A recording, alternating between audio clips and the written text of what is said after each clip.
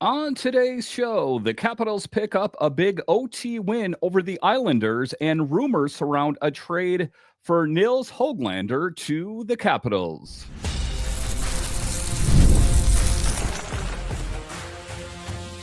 Your Locked On Capitals, your daily podcast on the Washington Capitals. Part of the Locked On Podcast Network. Your team every day. Well, hello and welcome into this edition of Locked On Capitals, part of the Locked On Podcast Network, your team every day. My name is Dan Holme. I've covered the Capitals for the last 3 seasons for Locked On and various other outlets before that. I'm also the host of the weekly show called the Capitals Minutecast, available wherever you find your podcasts. Today's episode is brought to you by our friends at Game Time. Download the Game Time app, create an account, and use code LOCKEDONNHL for $20 off your first purchase. So in this edition of Locked On Capitals, we talk about a big OT win for the Capitals over the Islanders on Friday afternoon, on Black Friday. A statement out there that no matter what is thrown at this team has the pushback. It has the tenacity to overcome. I'll talk about that. A little bit later, I'll talk about standout players on this team, the ones in the trenches getting it done minus Alex Ovechkin. And, that seems like something, well, he's only one player. The Capitals are answering the bell, minus their captain, a guy that put up 15 goals before he got injured. Who are those players? I'll talk about that. Later, I'll talk about the resilience of this team. A lot different than last year's team, a lot different than Capitals teams that we've seen over the past few seasons. I'll talk about that. And then in the final segment, I'll talk about Nils Hoglander and the rumors that surround a trade for him to come to the Capitals. But just to get it going here, Black Friday, first of all, I hope all of you enjoyed your Thanksgiving. If you're living on the state side, I had a good time with my family. I hope you did as well. And what better way to celebrate on Black Friday than to watch some hockey and watch the Capitals take on the New York Islanders. And, historically, the Islanders have put up a pretty good team on the ice. Not so much the case this year. If we take a peek over at the standings right now, the Islanders are in second to last place in the Metro. Only the Penguins are below them. And right now, well, the Capitals are in second place with 33 points, along with the Hurricanes, the Devils with 34. Oh, and who do the Capitals play on Saturday? The Devils, definitely making it interesting. And I was watching Locked On Islanders earlier, and Gil on the show was talking about that there's a little bit of sarcasm with Patrick Waugh about how things are going on the team. And he said pretty much, hey, I'm doing the best with what I have out on the ice, kind of making a statement to the GM like, hey, if you want this team to perform better, maybe you could get me some different players. So it is getting to be a bit dramatic or drama filled out on the island there. But ultimately, the Capitals found a way to pick up a big win today, an overtime win. They were down in this game by 2 goals, found a way to punch back into it and come back in the third period. And kind of the MO on the Islanders this season, this is recently here, is that they'll have a lead and blow it in the third period on the regular, sometimes by quite a large margin. That held true for the Islanders today as well. But that's what we're talking about here, discussing an exciting game for the Capitals, 5-4 OT win over the Islanders. And Spencer Carberry giving the Capitals some tough love, giving a little pat on the back, but like, you guys got to work on this. Carberry, this was a tweet by Tarek El-Bashir. Spencer Carberry's thoughts on the Caps' NHL best 9th comeback. Said, quote, I look at it 2 ways. I appreciate the resiliency and the character of our group, but I don't like that we are putting ourselves in those situations. We got a lot of fight and a lot of character in that room. That isn't going to lay down, unquote. So, I'm glad that you guys won, but ultimately it should not have come to that. You take a look at the game, and the Islanders got on the board first. The Capitals had an answer, But then the script got turned again. And then John Carlson, he has to be so frustrated right now that he has so many of his goals overturned, goalie interference, this, that, the other thing, that there was points that the Capitals could have ran away with it. And I don't want to blame officiating, but it seems like it's getting a little crazy out there with all these reviews that are going on here. But talking about in this first segment, players that really stood out, and Jakob Chychrun by far is one of those players making a real case for, hey, lock me up long-term on this team. If he's game, I think the Capitals should be game on this. And I think that just take care of a player that takes care of this team on a night in, night out basis. And Jakob Chychrun, who has been phenomenal since joining the team, delivered the game-winning goal in OT, kind of a statement, an underline, a circle that I am all that and then some, continuing a 3-point streak that has seen him rack up an impressive 6 points. On paper, we knew that Chychrun was going to be good. Did anyone know he was going to be this good? There's no real weakness in his armor. I have not seen any of it. He has been nothing but a constant contributor. His contributions have been crucial for the Caps, as we know, and he clearly carried that momentum into this game. And to be the guy that can answer the bell and the guy that can score the OT winning goal, wow. If you're not a Capitals fan and you just don't absolutely love this guy, then I don't know who you will love. But Jakob Chychrun's game, I am loving it. And also who I'm loving is Tom Wilson, who is, guess what, scoring goals again. It's a really great thing to see him getting in some production. And as we saw the lines shake up a little bit, just to talk on that briefly here, that saw a little bit of a change. The first line, Protas, Strome, and Taylor Raddysh. Yes, Taylor Raddysh, the guy that was on the fourth line earlier in the season. And the second line, McMichael, PLD, and Tom Wilson. Tom Wilson getting it done. Maybe not always feeding the puck to Connor McMichael and just saying, hey, I can score goals too. And he did that and was huge for the Capitals in their victory today as well. Tom Wilson's performance was on fire, scoring twice and setting the tone for the victory. He is kind of the de facto captain of this team unofficially. I'm going to go ahead and say that he is the captain in Tom Wilson's absence. And it was great to see him break out of his goal drought. We know he can score goals. But like I talked about, Pierre-Luc Dubois, Tom Wilson, a lot of times shooting the puck over to Connor McMichael, this time taking control and getting it done on the power play as well, particularly with his first goal coming on the PP in the first period, which gave the Caps an early 2-1 lead. And, that was the momentum, because oftentimes he has some of those same intrinsic qualities that if he's really engaged, it's infectious. As I've said, as Alex Ovechkin goes, so go the Capitals. Tom Wilson as well. When he's playing really well, that is contagious. But Connor McMichael, the second line, the dynamic second line of this team as well, his playmaking. I've talked about in this segment Chychrun and Tom Wilson. Connor McMichael is not to be lost in this either. Registered 3 assists in this game, further establishing himself as a key playmaker on the team. And, growing by leaps and bounds. And last summer, if you're a fan, I said, or the summer before, I said it had to be the season for Connor McMichael. And just see how it's paid off for the Capitals, for Connor McMichael, that this team is playing really well. And good that they're getting it done with Alex Ovechkin out of the lineup. The chemistry among the lines, I think, is really beginning to show, making it exciting to watch this young talent shine. It's some of the veterans, it's some of the young guys, it's the faces of the present and the future, and Connor McMichael is definitely that. Big for the Capitals right now, is going to be big in the future as well. A little bit of that first line magic as well. Dylan Strome is currently on a roll, aiming for an impressive 118-point season. Again, we've talked about put on the scrap heap by the Blackhawks. Capitals are like, we'll go ahead and take that off the scrap heap. I think we can find a home for him here. Again, did Brian McClellan envision that he was going to be the guy to take the baton from Nick Backstrom and run with it? I don't know, but he has been huge for the team. He scored another goal, marking points in 3 consecutive games, and his performance is something, places him 4th in the NHL rankings.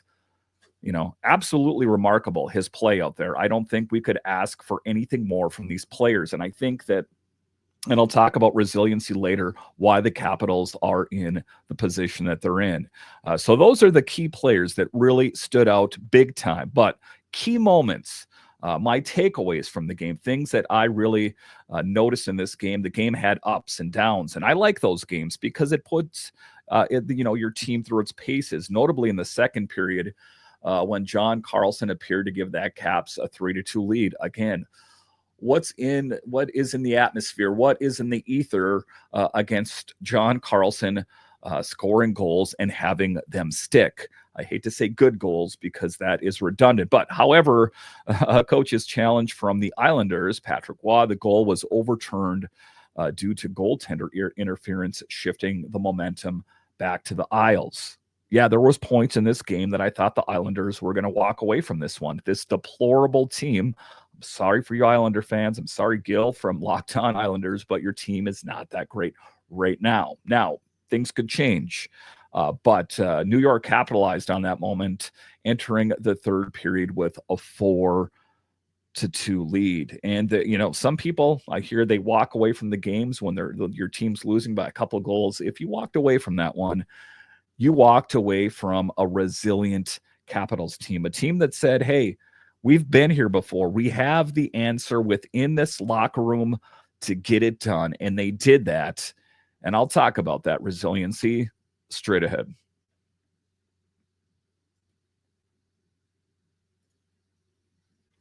Game Time has a new feature called the Game Time Picks that makes getting tickets for your favorite live events even easier.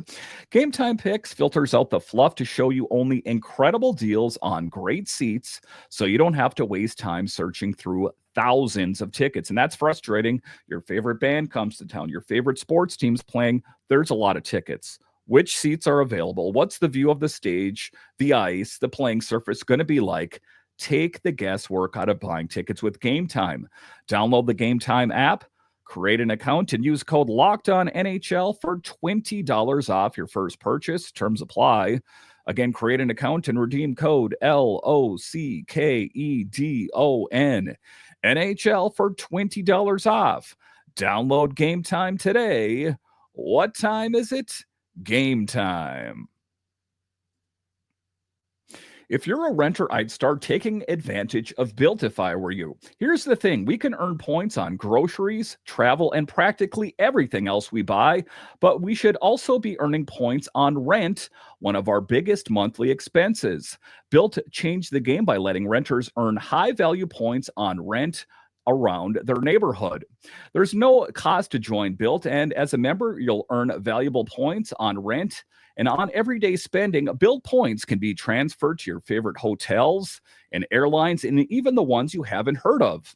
There are 500 airlines and 700,000 hotels and properties around the world you can redeem your Built points toward. Points can also be redeemed towards a future rent payment and unique expenses that only Built members can access. So if you're not earning points on rent, my question is, why not? Start earning points on rent today. You're already paying up by going to joinbuilt.com/lockedonnhl. That is joinbilt.com/lockedonnhl.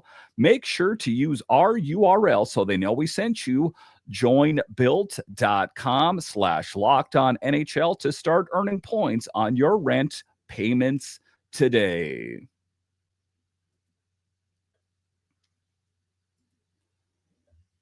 All right, welcome back into this edition of Locked On Capitals, part of the Locked On Podcast Network, your team every day. My name is Dan Holme. You can find me on Twitter. It's at DanCaps218. You can find the show on Twitter. It's at Locked On Caps. And I want to thank all of you that make Locked On Capitals your first listen each and every day. All right, in this next segment here, we're going to talk about the resilient Capitals. Something that necessarily hasn't been the case always, but this season, I'm at the point now where even if they're behind, even if it's by a few goals, all hope is not lost. Last year, I definitely felt like that. This is a different team. It's built different, different players, maybe different schemes a little bit. But this team has me feeling confident despite what the score is in the game up until the final moment. The Capitals today, though, they displayed remarkable resilience. Strome scored early in the third to cut the deficit to 4-3, and Tom Wilson leveled it up shortly after, demonstrating that they weren't going down without a fight. The leadership, the Tom Wilson, the de facto captain of this team, and Alex Ovechkin's absence, and Dylan Strome doing what he does best, answering the bell, scoring goals, being a playmaker, seeing the ice very well. That is what we had from those players. The overtime victory, that was the moment that, I guess I'm going to rephrase this a little bit. Going into overtime, sometimes I envision bad scenarios. Like, we made it to this point. We made it to overtime. We're right there. And then sometimes the other team scores. And sometimes in your mind's eye, you can even see that happening. But it wasn't the case tonight, as Jakob Chychrun was all clutch and he was not grinding any of the gears. It was right into fourth and answered the bell.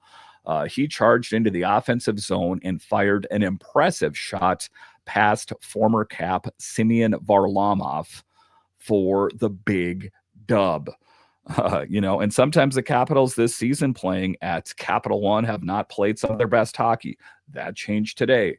So it was a huge game for the Capitals all around, but I'm talking Strome, Wilson, and Chychrun being clutch in overtime. That's what I'm talking about. The resiliency of this team is much different than we've seen before. And kind of, get way ahead of myself. I know we're at the Thanksgiving break, and I just told you where the Capitals were in the rankings there, in second place there, along with Carolina with 33 points, that, hey, maybe this team can impress people this year. Maybe, it's, again, everyone panned the team this year.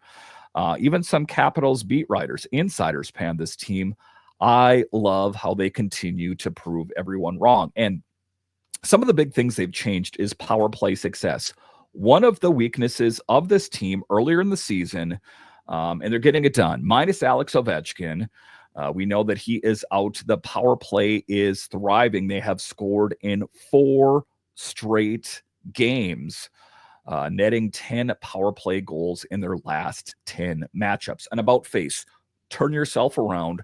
That is what the Capitals have done. Special teams, PP, PK, all of that dialed in. This team is playing very well without one of their biggest pieces. And, gives you reason to be hopeful that this team isn't built exclusively around Alex Ovechkin, that the post-Ovechkin era is just around the corner, that this team is going to be okay. The fourth line, which has been huge, even with Ivan Miroshnichenko there, is stepping up and stepping in, having posted 2 points in 4 games since his call-up. And I think that, again, he's another one of that part of those pieces of the next wave, the youth infusion, that I think that Ivan Miroshnichenko is growing his game big time. I guess I want to see a bit more, but he has been playing well. He demonstrated great promise while playing alongside Dowd and Duhaime on that dynamic fourth line. As we know, Radish is on the first line. And guess what? Radish didn't look out of place. With their passing play being a standout moment in the first period. I'm talking Dowd, Duhaime, and Miroshnichenko. So a lot to like. No real weaknesses out there. And it was about adjusting on the fly. The thing I like about Spencer Carberry is he doesn't go down with the ship. No, like, this is my decision. I'm going with it. Spencer Carberry is making effective adjustments, and the lineup changes are appearing to play off. We saw a little bit of mixing, a little bit of matching. And ultimately trying to, get the positive and the negative wires and try to jumpstart the Capitals. He was able to do that. And what we're witnessing out there is solid chemistry, that these players are familiar with each other, that, Brian McClellan went out and made a lot of moves, and sometimes big moves on paper don't always pay off. Take a look at Nashville, even though their fortunes have changed a bit here as well, that sometimes the best laid plans go to waste. And not the case for the Capitals. It was great. And it's been great this whole season. And I'm glad that it wasn't just on paper, that it is an actuality. So overall, this game showcased the Capitals' fight and depth, proving they can compete even without the great eight on the ice. So Capitals fans, hold your head up high. There is a lot to be excited about. All right, so coming up here after the break, the team is scoring goals on the regular, but is it good enough? There is rumors out there, there's rumblings that the Capitals might be in the market for Nils Hoglander. Is that a possibility? I'll discuss the latest next.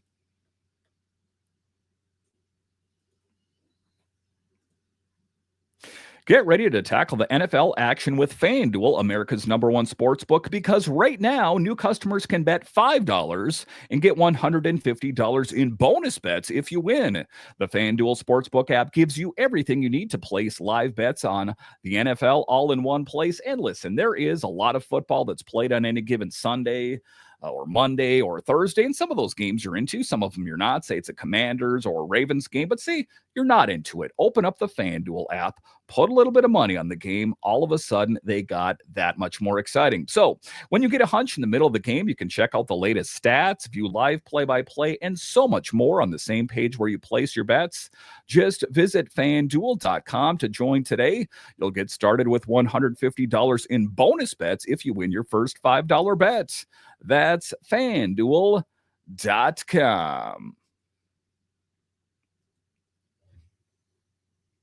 All right, welcome back into this edition of Locked On Capitals, part of the Locked On Podcast Network, your team every day. So things are going well, as we saw today. I mean, there's not a lot I would change, maybe little weaknesses here and there, but all things, if I'm going to paint this team with a broad brush, things are looking pretty well. But there's rumblings out there, as there are during the season, about potential trade partners, and Nils Hoglander was a guy that was put on the radar today. I got the Capital scanner on all the time, and it's scanning all the bands, and that was one of the things I picked up on today, was Nils Hoglander and the potential of, being a fit with the Capitals. And why? Where would he fit? That we know that Ovi, when he got injured, was said to be out 4 to 6 weeks. And some people are like, well, the Capitals are just going to have to bite that bullet and find a way to overcome. And all things considered, have been playing pretty well. But if they do dip, if they do dive, we're at the point of the season, I think, where we don't want to lose any ground. So they're coming up with contingency plans in the event that there is a dip in production, or maybe Ovechkin isn't back, in a 4 to 6 week situation. And this was the rumor out there that I read about from ESPN's Kevin Weeks, one of the insiders as well. He said the Capitals are exploring a potential trade for Nils Hoglander, a winger for the Vancouver Canucks. An interesting prospect, and what I would view as a bit of a depth move. And why do I say a depth move? Is we don't know how they're going to fit. I've seen this excitement about players that come here, and maybe if you say that they are able to orchestrate it, maybe he is a really great player. But take a look at it this season. Despite a difficult start to this season, scoring only 2 goals and 3 assists across 22 games. If you want to take a look at his previous, if you want to take a look at the back of his hockey card, his previous season was much better. 24 goals and 12 assists for a total of 36 points. Pretty good. 24 goals, 12 assists would go a long way. The hard part, and I'll talk about this later, is it would mean that someone's got to go. And who is that going to be? As I think the Canucks are also trying to improve their standings as well. Listen, this is one of the mile markers that I spoke of. And as we take a look at the Canucks, they are currently in 4th place in the Pacific. So they don't want to get out of hand. They're at 27 points. Flames on top of them, 28. The Oilers, 24 points underneath them, with the Golden Knights on top at 31. So definitely within a shooting distance. If any of those teams in front of them dipped and dived a little bit, I think the Canucks could be back in there. So that is what they're trying to do. They are trying to solidify their lineup as well. What's in it for them. I don't think they ultimately care what's in it for the Capitals. But talking about the back of his hockey card here again, he also had an impressive plus-minus rating of plus 23 in 80 games. So, I think he would be an upgrade. The question and potential fit. He's a young man at only 23 years old, still developing his game. But that's okay. Connor McMichael is like that as well. A second-round pick in 2019. And his MO, high-energy playing style, playmaking abilities, and tenacity, pushback. I like his game. Where would he fit? And it's an exciting thing to think about. Taking a look at him, not the biggest guy in the world, but not the smallest. 5'9", 185 pounds. He's got some grit to his game and has some pretty good giddy up. And the Capitals could benefit as, he grows in this fast-paced league. And, being a young man, 23 years old, this team has changed a lot. Just since last season that, before they were old and slow, and they've got markedly younger. If you add a guy like Nils Hoglander to the team at 23 years old, that's making your team get younger as well. And I know it's not about, being young exclusively, but it is a fast-paced league that is getting younger and faster. So, strategic considerations. Now, the Capitals are currently missing players like Ovechkin and Sonny Milano. Sonny Milano is a question mark. I think at some point he's going to be shown the door. Who is on the long-term injured reserve? Acquiring Hoglander could serve as a strategic move. Milano for Hoglander, I don't think the Canucks would be in on this. This is just a speculation by Kevin Weeks and different people about what would get this deal done. He has a $1.1 million cap hit this season. So cheap, makes him appealing, especially with 3-year, $9 million contracts slated to begin next year. Getting a guy that has a good upside, development, got some grit, got some hustle to his game, cap hit a 1.1. There's a lot to like about his game, right? And I think that he would be an upgrade. And if you take a look at the lineup out there, who's going to come out? Is he going to be considered as a depth move? And if not, what is the master plan? Where does he fit? Right now, there's no glaring holes in this lineup. I guess if I had to pick one, I think that Ivan Miroshnichenko is a call-up, right? That I think that, maybe the perception is that he's not full go yet this season either. Maybe there's the possibility that Miro goes back down to Hershey. Because as I take a look at it, there's not a lot of different gaps out there. And unless, like I said, that he is a depth piece, a healthy scratch. Protas coming out, Radish, Strome, McMichael, Wilson, LaPierre, Eller, Mangiapane, Duhaime, Dowd. As I look at it, just taking a look at the lineup from the game on Friday, the only player I could envision right now, if we're talking about today's lineup, is Miro. And not to disparage him, but he's still the younger guy on the totem pole. I don't see any glaring deficiencies with any of the players. It's not like that Verona thing out there. Another player, I guess, if I had to pick one, is Hendrix Lapierre's game. And that's an interesting thing as well, as I'm kind of thinking this out in real time. Hendrix Lapierre, when is it going to be his time? Would he be an expendable piece? That is definitely something to consider because, the Canucks here are looking to improve, and I don't necessarily think that Sonny Milano is what they're looking for. They know he's a healthy scratch right now. But you take a look at, and this is just like knee-jerk reaction. Hendrix Lapierre seems like a player that a team like the Canucks could be interested in. I know that, as far as his pedigree, probably a better player, right? But sometimes, trades aren't always even, and sometimes one team comes out a little bit ahead of the other team.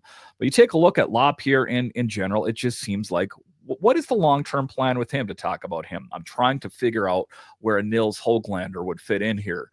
So kind of just thinking about this out loud, and it's a tough thing to envision where. But that is the rumor mill. The question is how much substance is behind it. So bringing Hoglander on board could provide depth. We know that. The team's offensive lineup introducing a young talent into the mix. And how many times are they going to try to retread the tire with a player like Hendrix Lapierre? I definitely wouldn't see them moving on from a player like Ivan Miroshnichenko. However, it's important to consider that such a trade would likely require moving a roster player, like I said. So that's the thing to consider.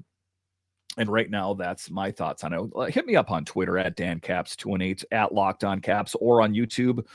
If the Capitals are all in on a Nils Hoglander, who's going to come out of the lineup? Well, current roster. I'm not talking about, someone that's in Hershey. I'm not talking about Vrana. I'm talking about real tangible things here. I want to hear your thoughts. Where would he fit in, and how could he help elevate the team? Like I talk about, and I look at there, that is the only player that really kind of makes me go, Hendrix Lapierre, perhaps. I know that he's been in and out of the lineup based on his performance. And, sometimes you can only give these guys so many opportunities because, just case in point today, the Capitals on the box score, as I take a look at how he played today, Hendrix Lapierre, all zeros. 0, 0, 0, 0, 0. So that's 0 goals, 0 assists, 0 points, 0 shots on goal. Now, he wasn't the only one out there as well, but all things considered, it's one of the things that makes you question these moves. That's what it would be. It would have to be something like Lapierre. But it's an interesting thing to think about. I think, as the thing I like about Patrick here, Chris Patrick, is, he does not want to accept likely it's pretty good. It's about developing contingency plans. And I think that Nils Hoglander would be a contingency plan. If there is any faltering or failing, kind of like I thought this team was loaded for bear with Hunter Shepard and Charlie Lindgren. All of a sudden, Logan Thompson made this team markedly better. Could a guy like Nils Hoglander really solidify it, make this team next level? It is definitely food for thought. All right. Once again, I want to thank you for joining me on this edition of Locked On Capitals, your only daily year-round podcast covering the Capitals. And I want to thank all of you that listen on the audio side and watch this on YouTube. You are ultimately what makes this show successful. All right. Once again, I want to thank you for joining me on this edition of Locked On Capitals, part of the Locked On Podcast Network. It is your team every day. My name is Dan Holme, and I'll talk to you again next time.